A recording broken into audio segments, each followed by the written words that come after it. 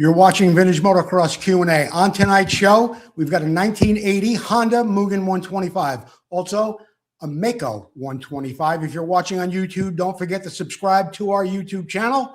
And please, if you're on Facebook, share the show.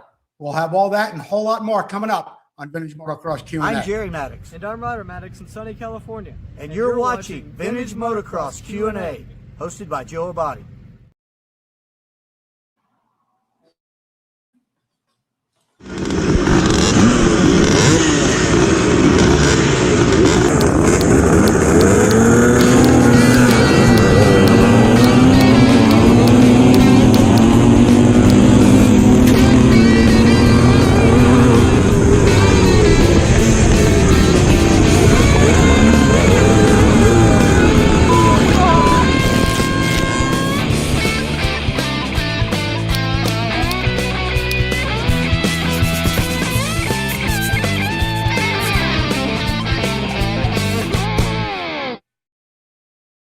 Good evening, everyone. Welcome to Vintage Motocross Q&A. I'm your host, Joe Abbate. As always, the lovely Susie is with me tonight. Susie, you there?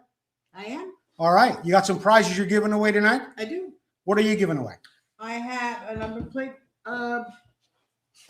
Number plate from Preston Petty Products. Yeah, which is really cool. Right? And then a poster for trivia and stickers for what's it worth? All right, let's get right into the show. In the Here's the Problem segment, which is brought to you by Motion Pro. We've got a couple of questions, and I've got a video for you tonight. Let's get to question one. Came in this morning from Mike Berlanti. Hey, Joe, I hope you're doing well. Who would you consider to be the Joe Abbate of pipe repair? I have a pipe that has a few dents in it. I'd like them removed, but I want the pipe to have a raw finish after the dents are removed. The only person I know doing work like that is a place called Robbie's Pipe Repair. He's on Instagram. Robbie is not a sponsor of the show. I have never used him personally, but he has 43,000 followers and he's got a ton of videos. So you should be able to make a good decision from there. And if you're not comfortable with that, Mike, you give me a holler and I'll point you in a bit of a different direction. Okay. And next I want to talk about, vapor blasting, okay? And I ran a little something last week, but I didn't have the video. So here it is here. I had this carburetor. It was very, very difficult to get apart. I had to use a vice grip to get the screws out. No impact wrench. I didn't want to bang on it. Then I got the screws loose, finally got them out with a screw gun. After that, we get a look inside. After I was finally able to get the bowl off, it is just a mess. And there was really nothing salvageable inside of this carburetor. It was just really, it was nothing that could be done with it. So I decided that I was going to take it apart and I was going to get the body vapor blasted by Mark Farriester at Sunrise Vapor Blasting. I've got some before and after pictures for you right here. And you could say it's just a 79 Honda CR250 carburetor, but the inside was beyond varnish and gunk. I could not get the pin out that holds the float. Every passage, every orifice, anything that was supposed to move in there, including the slide and the needle jet, would not move in the carburetor. I was able to get them out by means that I will not share with you. You probably do some of those things alone when you're in your shop. But I was able to get it clean. It's absolutely wonderful now. And I would recommend anybody that wants to get something perfectly clean, get it over to Mark Farriester in Sunrise Vapor Blasting. Turnaround time is very, very fast, and he's very reasonable. And just one more time, I'd like to show you. I mean, look at that. Look at that carburetor. Something? It's better than new. It truly is. In fact, I take apart carburetors when they are brand new, and I'll tell you why. Years ago, I took one apart to check a float level, and inside there was a centipede. No, I am not kidding you. And there's been other times where I've taken them apart and I found particles of styrofoam from packing, and I found other things as well. So that happens on brand new carburetors, and we all know what happens on the old one. Mark Farriester, Sunrise Vapor Blasting. Thank you for being a supporter of Vintage Motocross Q&A for so many years now. If you want to become a sponsor of Vintage Motocross Q&A, you can for just $250 a month. We reach about 1 million people every 90 days. And if that's a little bit out of your range, for $50, you can get your name up on the board. You get an apron and a T-shirt, okay? Name stays up on the board for 90 days, and the T-shirt will last a whole lot longer than that. Thank you, Paul Parkinson Sr. and ReplicaMotorcycleParts.com for being a sponsor of our show. In the Moto Showcase tonight, we take a look. Oh, before that, though, I want to tell you the Moto Showcase is brought to you by Preston Petty Products. We'll be giving away some Preston Petty products a little bit later on in the show. And don't forget, the molds are in America. Your Preston Petty products are now made right here in the USA. The bike I want to talk to you about tonight, a 1980 Mugen 125. There was a write-up about this bike by Terry Good. It was a little brief, but I did have Terry on the show several months ago. We're going to have him back with some more bikes. And I had him on the show, and he told me an absolutely fascinating story about how he saw this bike for the first time, how he purchased it the day he saw it or was put on a list, and how he bought the bike directly from Honda, but not just Honda.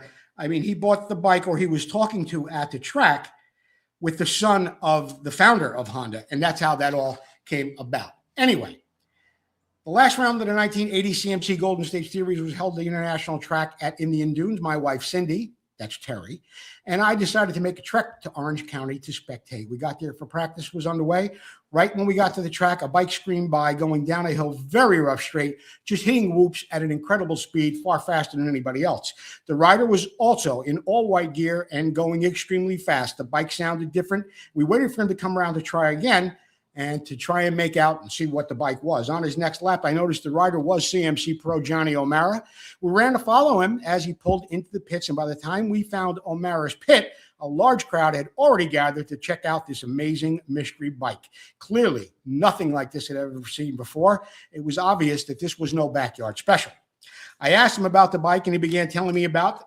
He told me it was a Mugen from Japan. It had a special frame, Works shower suspension, and that was identical to the Works bikes of that time. It had water cooling. The gas tank was beautifully hand-formed to accommodate airflow through the low-mounted radiators. Nothing like this had ever been seen before, and it seemed way advanced for a championship from the championship's Works Yamahas. The bike looked like it was like 20 years from the future. I asked him if it were possible to buy one, fully expecting him to say no, and that it was for a new factory team. I was shocked when he said yes, and that they would be available on sale starting the next day. A gentleman pulled out a business card. He handed it to me and said that it would be $4,000. That was over 4 times what I paid for a 1980 YZ125G. Without hesitation, I said, I'll take one. Then I looked down at his business card, and I was talking to Hirotoshi Honda, the son of the founder of Honda. It took 6 months before the bike arrived, and when I got it, the first thing I did was go to my favorite test track and compare it to my Yamaha.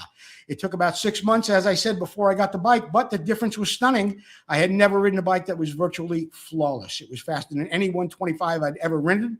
The suspension was phenomenal, especially the front forks. You saw bumps, but you never felt a thing. The chassis was made to feel so solid, it cornered like it was on rails.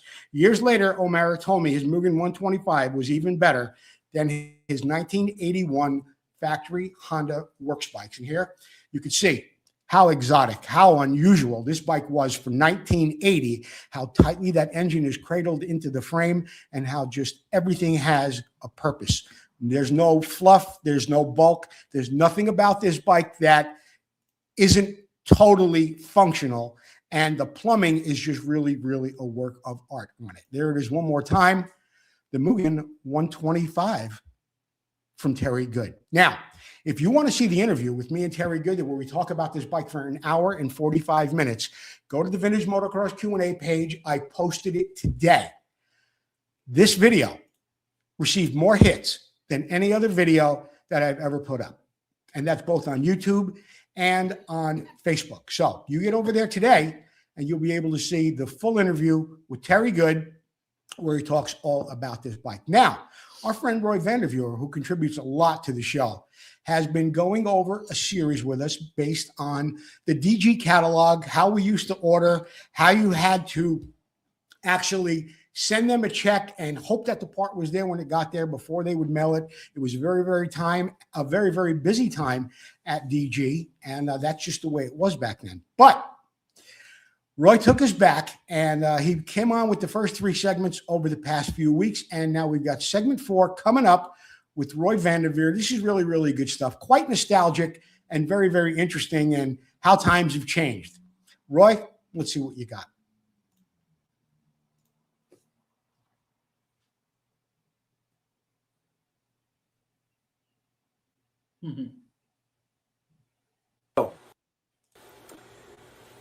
While we're talking about the 79 DG CR125, I thought I'd take a minute to introduce you to a rider that you've probably never heard of. This guy right here on the end. He was good enough to make it into the book, but who is he? He is Team DG rider John Greenway. And I searched the interwebs to find out a little bit more about this guy, and here's what popped up. So, John Greenway is a notable rider associated with the DG team, and is known for his accomplishments in motocross. His performance in the 1979 125 shootout in June of '79 showcased the potential of the DG modified CR125, which was recognized as the fastest 125 on the track at the time. Greenway's efforts with the DG Honda were met with positive feedback, highlighting the bike's capabilities and the importance of modification for optimal performance. For a 79 CR125 to be spoken of in this way is a massive achievement. So this is the good stuff that everybody at DG was up to back as we turned the page into the 80s. Props to John Greenway, props to DG.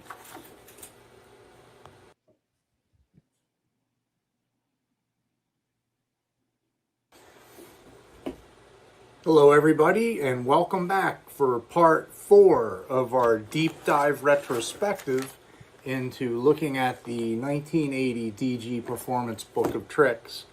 We're going back to a magical time. This is when over 1 million motorcycles were imported into the United States. Of that million, 100,000 of them were dirt bikes. It was a time when it was like everybody had a dirt bike. Everybody had 2 dirt bikes. Unfortunately today, less than 10%, less than 10,000 dirt bikes are imported into the United States. So it definitely was a busy time and a good time to be an aftermarket supplier. So as we get into the next segment of our book, we're going to just take a quick look at the DG Stage 2 air cleaners, which was very clever because they flipped the script on Unifilter, which was a 2-stage filter, and they made a Stage 2 filter, which had the same feature and benefit package, which was 2 layers that were easily separated for cleaning and oiling. And of course, they recommended their favorite brand, which was PJ1 foam filter oil. Then we get into the good stuff. DG radial heads and DG pipes. This was a fundamental part of their business through the late 70s and early 80s. As we mentioned, the pipes were never really built in-house, and neither were the heads. They would get them from somebody who did extrusions and take it from there. And then the pipes were made by the cone pipes, I think, were made by J&R, and the hydroform pipes were made by Cobra, or at least so the interwebs says. And what would we expect to pay for this good stuff?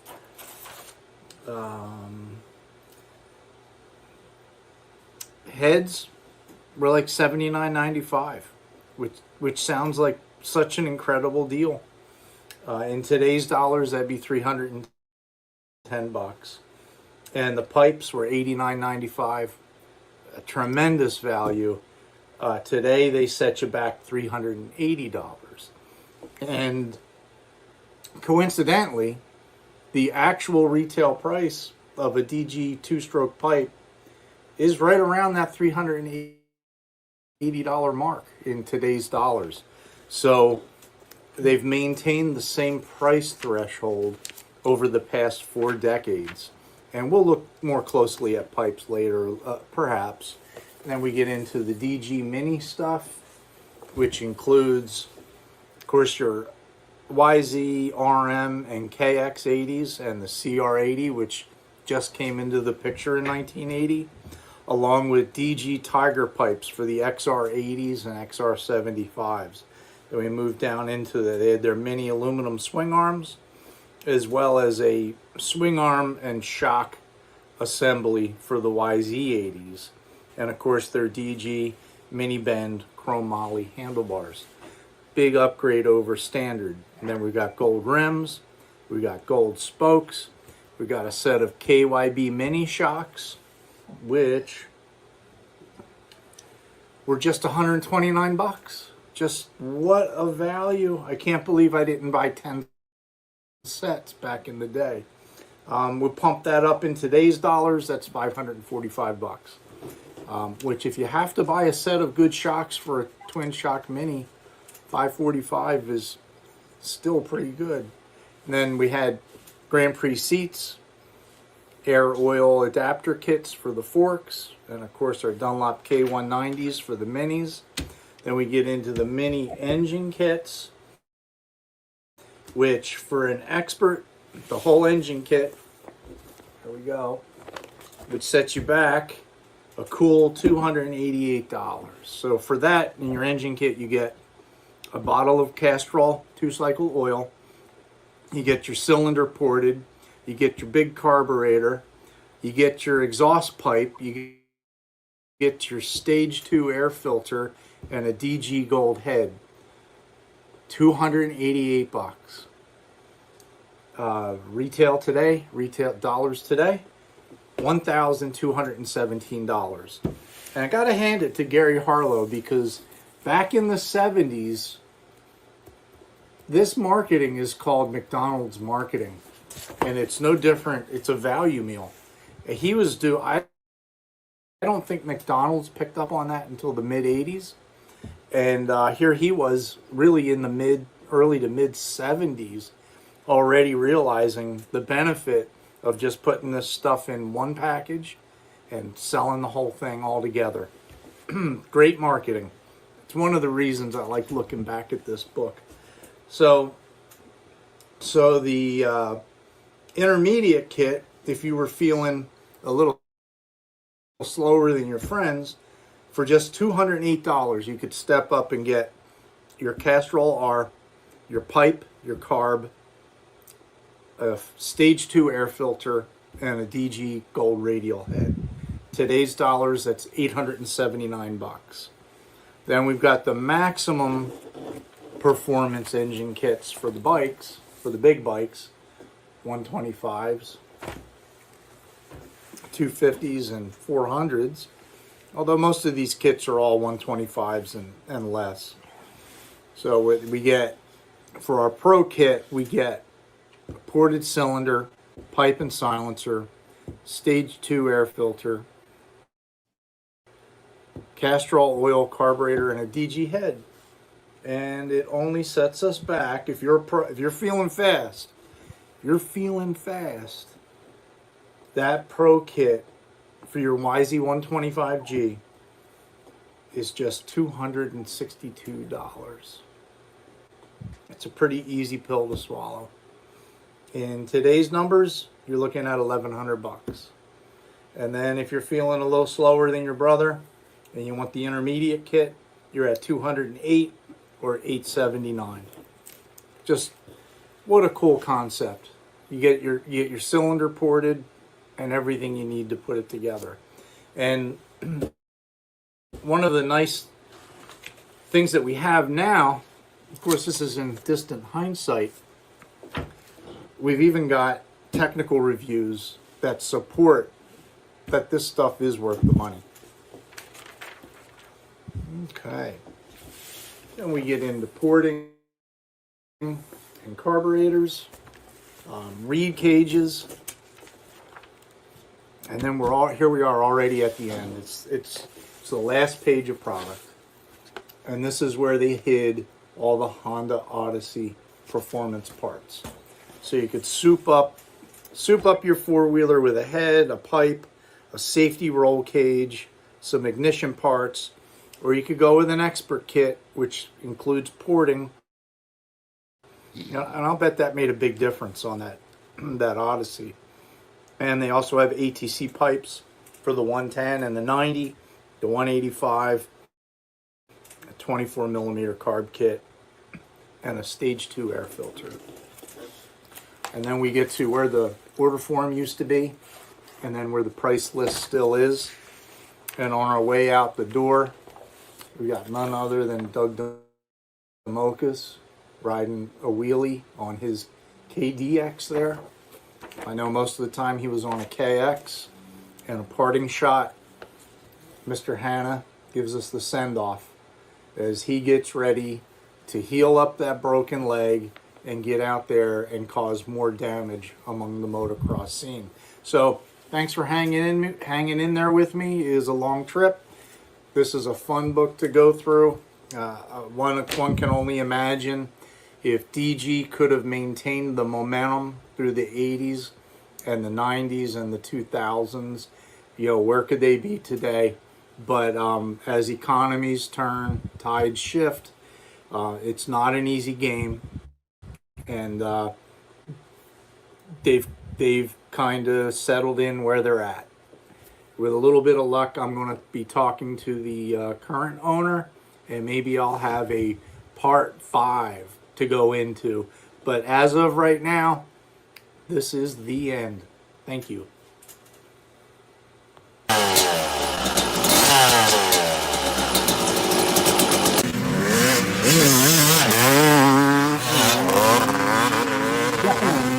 Some interesting stuff from Roy Vanderveer in the 4-part series about DG, and I really am looking forward to part 5. We will be right back with more Vintage Motocross Q&A.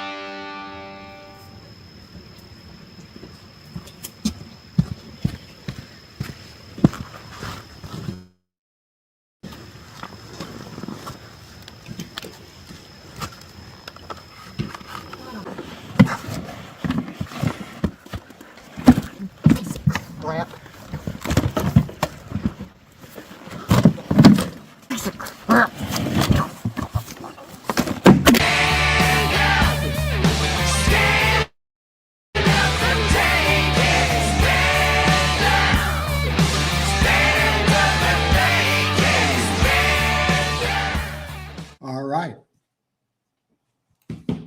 I want to thank Gordon McCaffer, who is one of the sponsors of our show, McCaffer Workstands. I've got one for over 25 years now, and I still use it. In fact, I have a couple of them. I know plenty of other people that do too. So if you're interested in getting McCaffer Workstand, Gordon is a certified welder. He is in the greater Syracuse area. There's his phone number on the screen. Get a hold of Gordon McCaffer. It's my favorite time of the show. Susie, what time is that? It's trivia. That's right. It is trivia time, and we are going to be giving away a poster tonight of Tony DiStefano and Jimmy Weinert. This was the cover in 2004 of Racer X, 18 by 24. Good to cover that hole in the wall of your garage or wherever else you might want to put it, okay?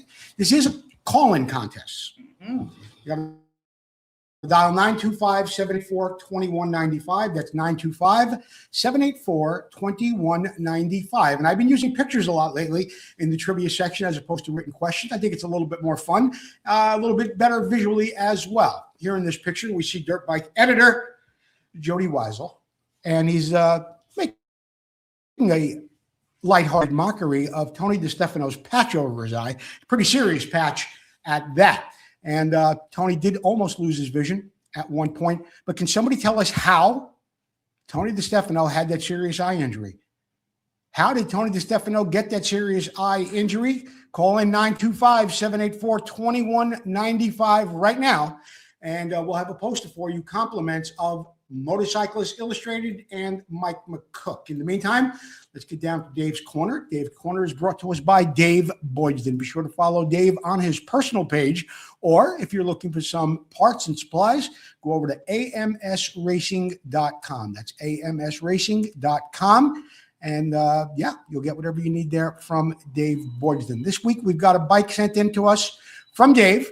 and it's, well, I know it's got a lot of expensive parts on it, and some of them were purchased from Terry Good. The bike belongs to a friend of mine named McBride, and we're going to check it out right now. Okay. So this is a standout bike for Barry right here. This RN370. See, I screwed it up right from the beginning. 73. This has a whole lot of real works parts like your fork sliders, your cylinder, your head, your piston, your pipe, your air box, and and the gas tank was made by Jesse James of West Coast Choppers. Believe that. Took in original tank and Jesse popped that thing right out. That's a secret in the vintage world, huh? So this is a 370 motor all cut up and made to look like a piston port motor. This isn't just stuff you bolt together. Very unusual pieces on this bike and accurate. I remember when he had the titanium pipe here. Picked it up, felt like cardboard. But there's a replica of it that we made. Frame started off as a TM400, I believe, and then just cut it all up and made it look exactly like the works bike. There you have it. Really, really interesting bike from Barry McBride, who is the owner of the bike. And I'm not sure I know Dave is friends with Barry. I'm not sure how they kind of hooked up at that point to look at the bike and bring it to us here at Vintage Motocross Q&A. I think I have the winner of the trivia contest on the phone. You're live on Vintage Motocross Q&A. This is Joe Abbate. Who am I speaking with? Hey, Joe, Kurt Lowry in Pittsburgh, Pennsylvania. Hey, Kurt Lowry. Thanks for calling in. And what we were talking about was Tony D's unfortunate eye incident. How'd that happen? That was a workshop accident, Joe. Yeah, it was a workshop accident. And, that's close enough for the answer. Well, we had it. Oh, did you say something about a screwdriver? Oh, yeah, the screwdriver. Yes, I did, Joe. Yeah, you must have told Susie about it. Yeah, I did, yeah. So, yeah, I mean, Curtis, thanks for calling in. Did you ever win before? Did you ever win a poster? No, I haven't, Joe. It's the first trivia I got right. So it was nice to get this one after all the ones I heard on your show. Well, I'm glad you were the winner tonight, Curtis Lowry. And Susie has your address, and we're going to get you a Tony DiStefano, Jimmy Weinert poster, compliments of Mike McCook and Motorcyclist Illustrated, okay? Totally awesome. Love you guys over there. Thank you so much, guys. Really appreciate it. You are very, very welcome. Enjoy the rest of the show. Yes, sir. Thank you, Joe. Bye-bye. Bye, buddy. All right, moving on in the What's It Worth segment. The What's It Worth segment is brought to you by Full Circle Racing. Thank you, Tom McAllister, for being the longest sponsor of Vintage Motocross Q&A. That's Full Circle Racing Limited. You can visit them at fullcircleracing.limited.com. Tonight's bike is something I found, and it's a 77 Mako. This was recently sold at the Mecum Motorcycle Auction back in February, I think it was this year. It might have been January. Anyway, this is the segment of the show where I ask you, the viewers at home, how much you think this bike recently sold for. Whoever gets closest without going over will actually be the winner. However, there is one caveat. The bike didn't sell. So you got to tell me how close it came without meeting reserve. I just thought it was a cool bike and wanted to have it on the show. So you tell me how much this bike, how far the reserve went, but it didn't sell. Okay, and then we'll discuss that a little bit after we get through with this segment. So here it is. And to give you a little background on the Mako 125, some of the key features of the bike were the engine and the performance. It had a 125 MX utilized a 125cc single-cylinder two-stroke engine. It had a distinct rotary valve disc mounted on that engine, often resulting in high power output, but sometimes it was accompanied by a rather narrow power band. The tank on this bike is absolutely beautiful. All the paintwork, everything I can see as far as the fit and finish go are something you would expect from a bike that came from Gary Quartz. Moving on. The design and handling known for excellent, but it had stable handling. It utilized standardized Mako chassis, often with a distinct rear frame loop, especially on the 79 models. Early 70 models featured a forward axle fork, and so did this bike right here. The bike is rare. It's a 1970s Mako 125. They were very expensive at the time, nearly double the price of the competitors, leading to rather slow sales and high scarcity in today's market. Another nice look at some of the details in the bike. Here's a good look at the left side of the engine. Very, very narrow with a very short stroke too. I mean, you look at the length or the height rather of the cylinder, and you could kind of gather that it was a little bit of a shorter stroke than anything else that was out there at the time. As far as reliability goes, while it was powerful, Makos, unfortunately, at that point, did have a reputation for requiring high maintenance with common issues, especially in the gearbox and shifting mechanism on this bike. From this angle right here, we got a good look at the rotary valve engine, unlike any other set of cases I have seen on the right-hand side of the bike. And yeah, there's the carburetor, and it's got the serial number down there. And here it is, just a beautiful full shot of the left side of the bike.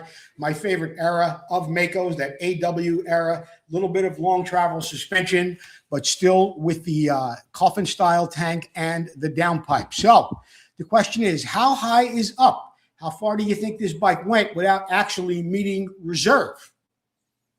4,000? 5,000? Susie, you watching the numbers? I am. Okay, here it is. Bike did not meet reserve at $7,000. 77 Mako AW125, probably the rarest of all the The Makos. reserve was 7? No, it was bid to 7, but the reserve was not met. So whoever gets closest to $7,000 without going over will win. And I'm going to look at my comments here too. 8,500, 9,700, 7,800, 79. How much? 69.50. Kevin Burgess. Kevin Burgess, 57, 50, 66, 11,000. 11,000 Bob's to scavenge. That would have been my guess of what that bike should have sold for. Oh, wait, Pat Young. 7,000 right on the. Who? Pat Young. Pat Young. Here it is right here, Pat Young. Yeah. I'm going to put it up on the screen, $7,000. Yeah. You are correct, Pat Young. Now, it is up to you, Pat, to get me your mailing address, and we're going to get you, what are you giving away, Suze? I'm giving away stickers. Vintage Motocross Q&A stickers? Yeah, I'm going to send a Preston Petty sticker. Oh, you're going to get that? Here, let me put that up on the screen. Show everybody how big it is. It's a big one. There it is. Put that on the back of your pickup truck or a dent on the fender, whatever you want to do. You have won, Pat Young, a nice Preston Petty sticker. Thanks for playing along, everybody. It was something a little bit different this week than we normally have. But it was something that I wanted to show the bike, and I thought we would have some fun with that, okay? We're going to take a commercial break. We will be back with more Vintage Motocross Q&A. I'm Heikki Mikkola. We'll be right back. That was perfect, Heikki.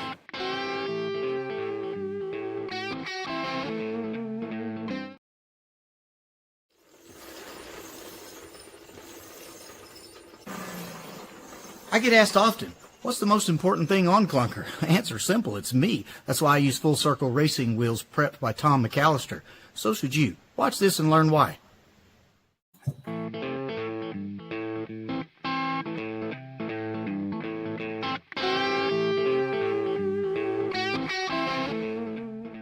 When racing vintage motocross where suspension is very limited, your wheels can be the difference between winning or serious injury.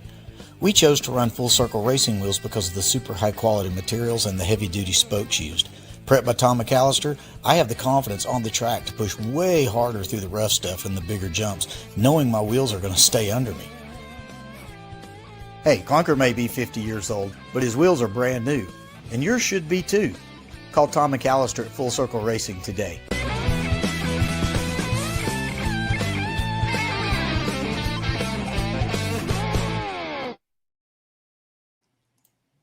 I want to thank Russell Waters of AMSOIL for being a supporter of our show, sends us some great products, and he offers an incredible discount. I mean, this is just about dealer cost. It really, truly is. Or it really covers a lot of the shipping, which is really just out of hand these days. 25% off all AMSOIL products if you go to the oilpeople.shopamsoil.com. That's the oilpeople.shopamsoil.com, and you can buy directly from Russell Waters himself, a celebrity in his own right in the oil industry. Now, I told you a couple of weeks ago that we had something coming up from Jerry Maddox, and he was at Daytona. He was there for the Vintage Days. So we are going to get right into A Day at the Races with Jerry Maddox. Jerry, what do you got for us, babe?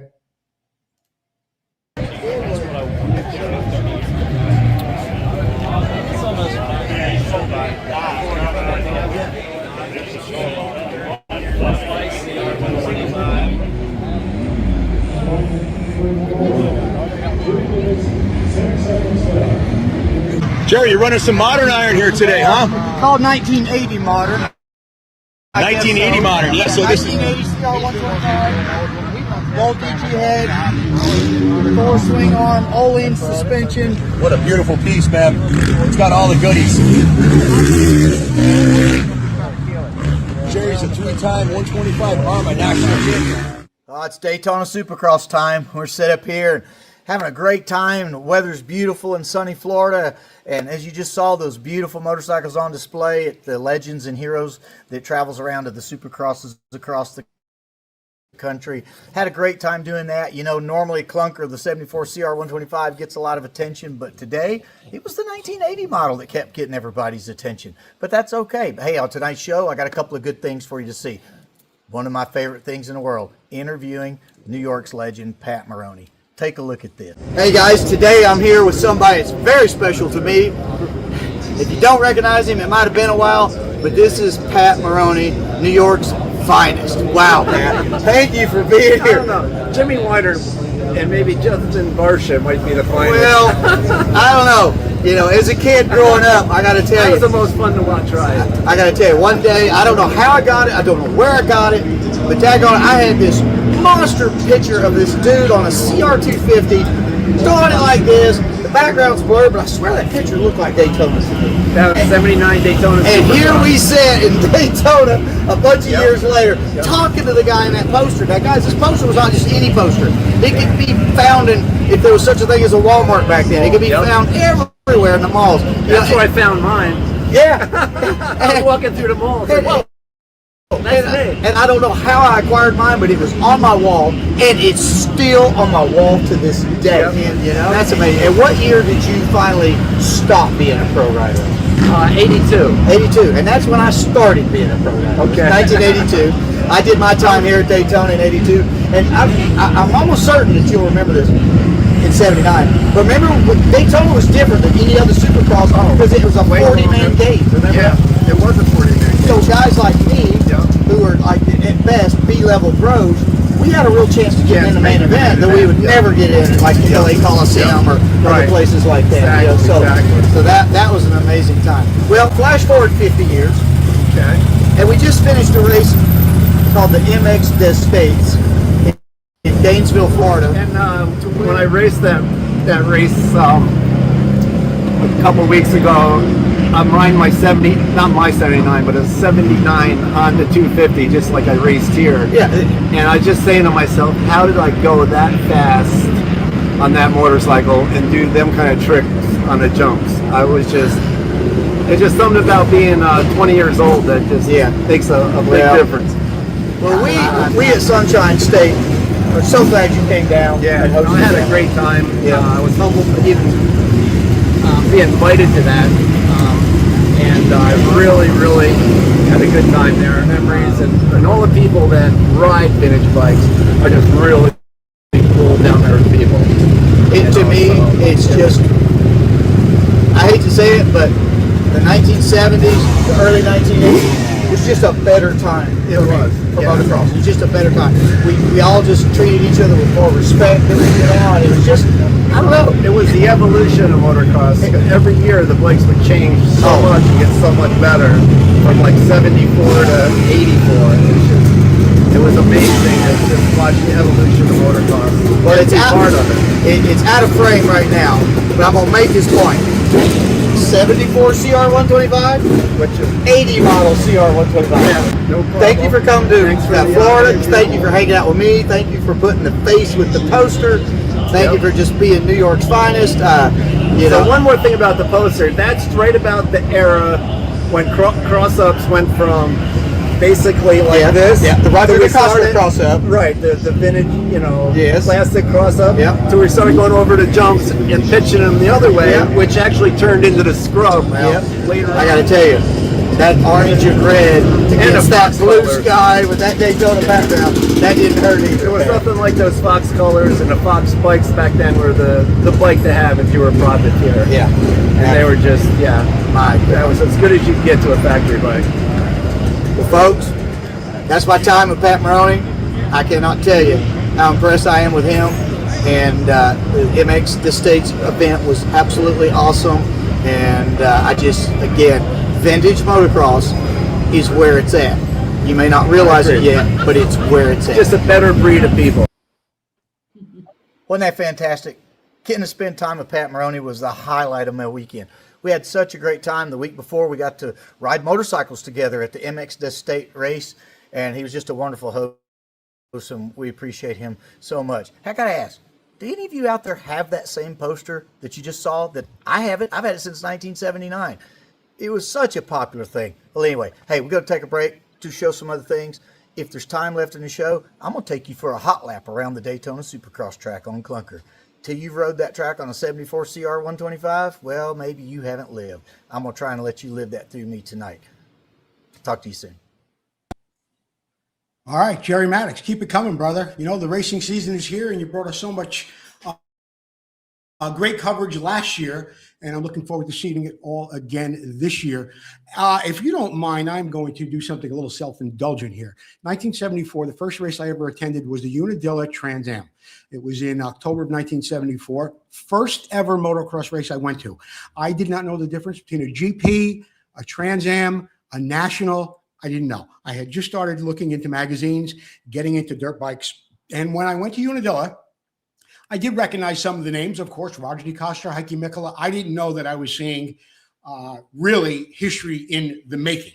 And there were so many great riders there, and they were all exceptionally fast, except when you're new to the sport and you're looking at 40 fast guys, you just don't know how really fast they are.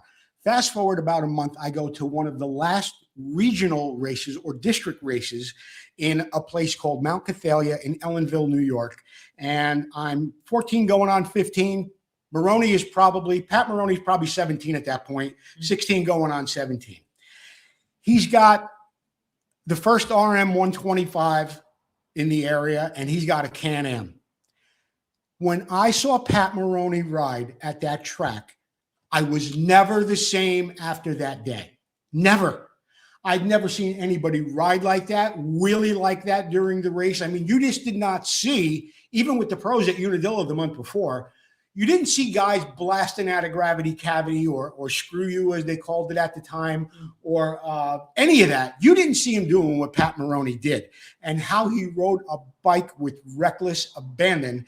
And I was chomping at the bit, just waiting for him to turn pro to say, yeah, I saw that guy ride at one time in Ellenville, New York. Sure enough, I think it was the 76 season, he did go on the circuit.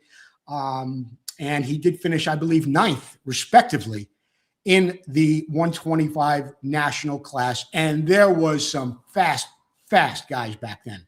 All right. I mean, we're talking about the Marty Smith days. I can't think of many more off the top of my head right now, but I think it was the 1976 or 1977 season. And Pat Maroney was there and made a hell of an impact and does have his name in the record books. Did you know? Mm-hmm. Did you know it was brought to you by Jeff Kokoski? And Jeff's got something really, really interesting for us tonight. We're going to talk about torque. Torque, all right? If you're a millennial and you hear the word torque, chances are you mistakenly think of a seductively suggestive dance by Miley Cyrus or Robin Thicke. However, if you are a do-it-yourself mechanic and motocrosser, you think of one of two things: how much to tighten a bolt or how much power to the ground is your bike's rear tire putting out. But did you know how the concept of torque came about? In ancient Greece, Archimedes, Aristotle, and other Greek philosophers were among the first to purpose the principles of physics related to force, matter, and motion that govern nature in the particular study of torque. Let's first talk about the torque as it relates to tightening bolts. You know what we should do too? Make sure I get all the pictures right for you. I don't want to get that all jacked up, okay? So we're talking about Archimedes, right? And we're talking about torque and tightening bolts. The correct amount of torque for a bolt ensures that there is appropriate amount of resulting tension of the bolt to avoid bolt shear, which is sliding apart from being too loose, and excessive tensile force, which is pulling the bolt apart from tightening. Here we see a little bit more of what, well, over here we're talking about balance. But anyway, we're gonna move on from there. After a nut has been turned onto the bolt, additional torque specs causes the nut to turn, actually stretches the bolt. When the bolt stretches, it becomes a solid spring, so to speak, and that clamps the components together. Really, when you think about it, very, very interesting stuff, right? Anyway, we're talking a little bit more about torque. An under torque bolt will be looser than necessary. We will be able to provide it won't be able to provide much of a clamping force if needed. An over torque bolt may deform the threads, strip them, the heads could pop off, or the bolt simply twists and breaks. The last bit is important to remember, and many believe that the tighter is better. That's not necessarily the case. To prevent excessive stretching or permanent deformation, bolted connections are designed to about 85% of the yield strength of the bolt. Okay? You getting this, guys? Very interesting stuff.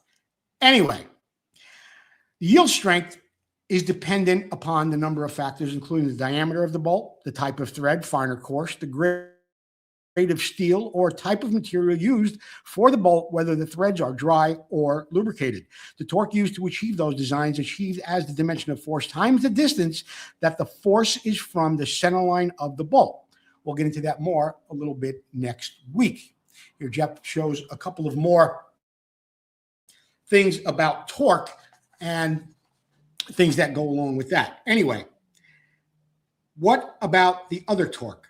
This is the torque related to energy. Torque is the rotational force created by the engine's crankshaft, then transferred to the transmission and ultimately rotates the rear wheel.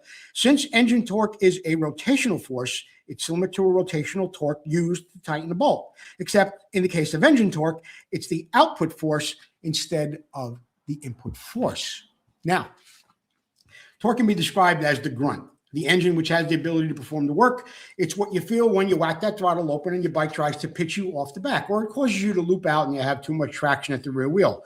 On the other hand, horsepower describes the amount of work can do over time. Horsepower is calculated from torque, and torque is measured on a dynamometer. Now, it's important to note that the horsepower and torque are really related to one another and cannot be independent of each other. To increase horsepower requires an increase in torque, RPM, or both. Engine tuners understand that the bike with higher horsepower will be able to maintain higher speed longer, while a bike with higher torque will be able to accelerate more quickly from a standstill, and they typically try to optimize both. Next time, we'll continue with the discussion of torque by answering the question, which is correct, foot-pounds or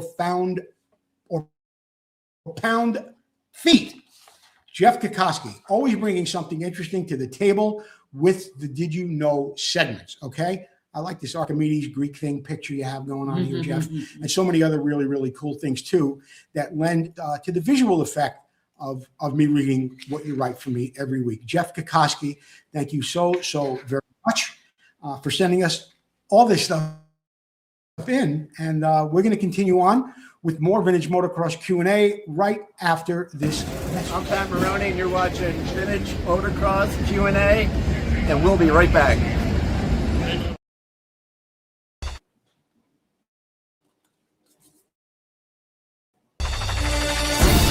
Motocross struck America, coming from Europe like a lightning bolt, striking the hearts and minds of people all across the country and the world.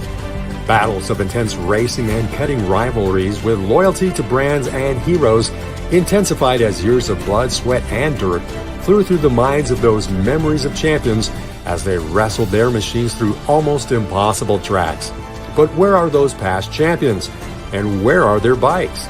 Terry Good, an ex-pro motocross racer, has made it his life mission to honor these heroes and the bikes they rode to stardom.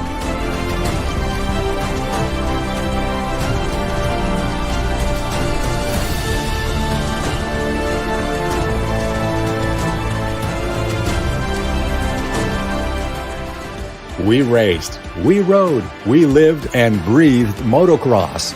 Go back in time and relive those moments, now preserved for the first time ever in the world's first museum dedicated to the history of motocross. Our new building is in the gate. Help us get a great start and you can be part of history. Go to internationalmotocrossmuseum.org and become a part of our team.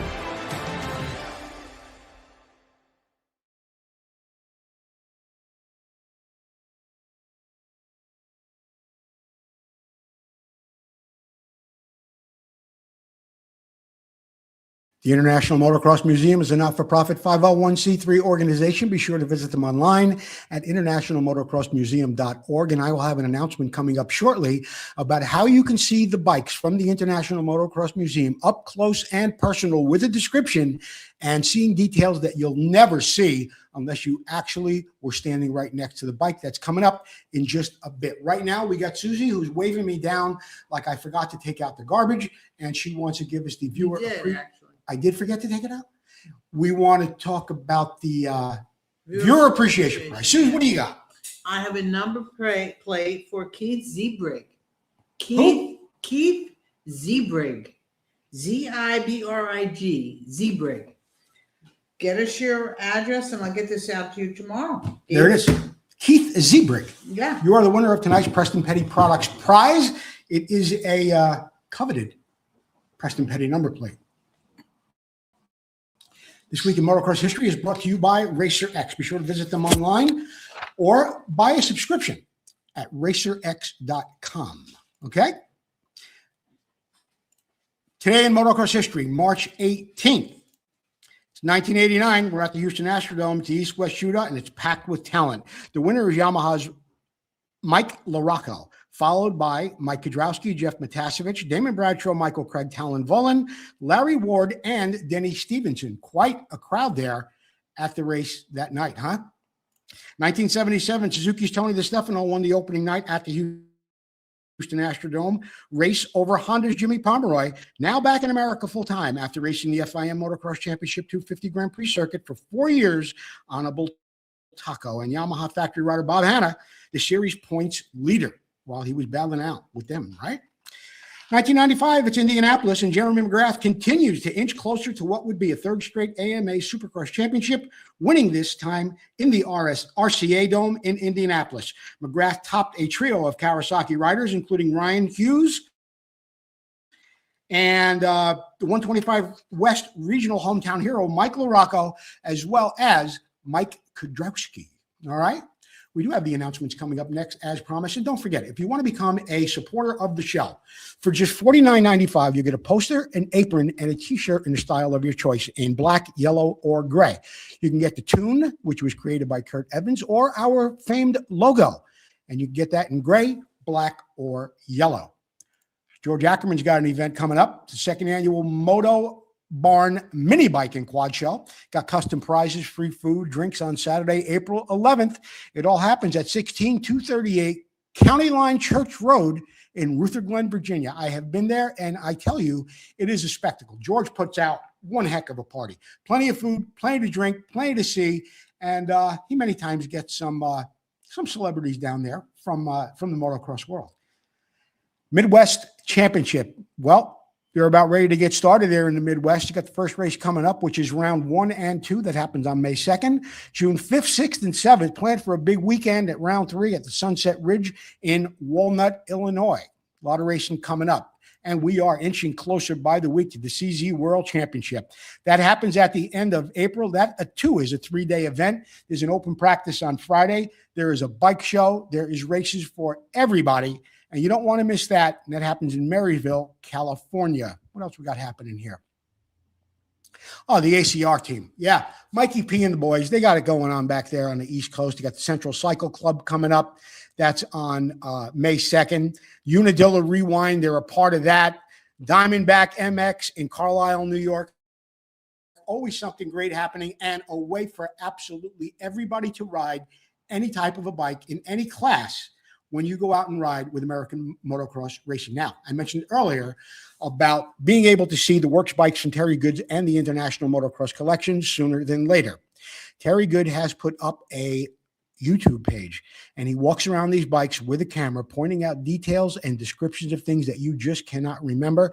The hits that he's getting and the people that are watching are absolutely outstanding and mind-boggling, to say the least. Now, you get over there to the YouTube channel and you subscribe to the International Motocross Museum channel. Okay? I got one more commercial to run, and then we're going to be back and we're going to wrap it up here at Vintage Motocross Q&A. Hi, I'm Paul Parkinson with Replica Motorcycle Parts. I'm sitting here with our test bike, which is ridden by Jerry Maddox. It carries the #1 plate in the US. Let's go over a couple of the parts that we've got on here.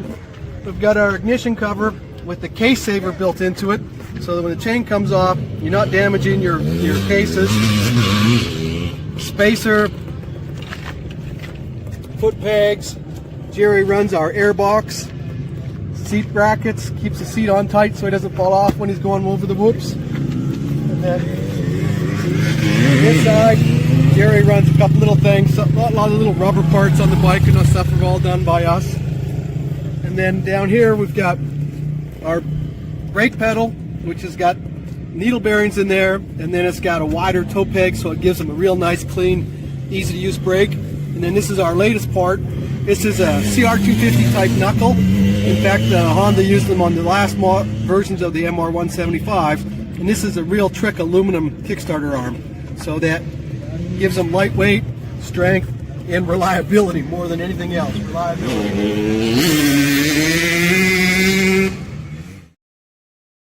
Right. This past weekend was the annual Trailblazers event down in Carson City, California.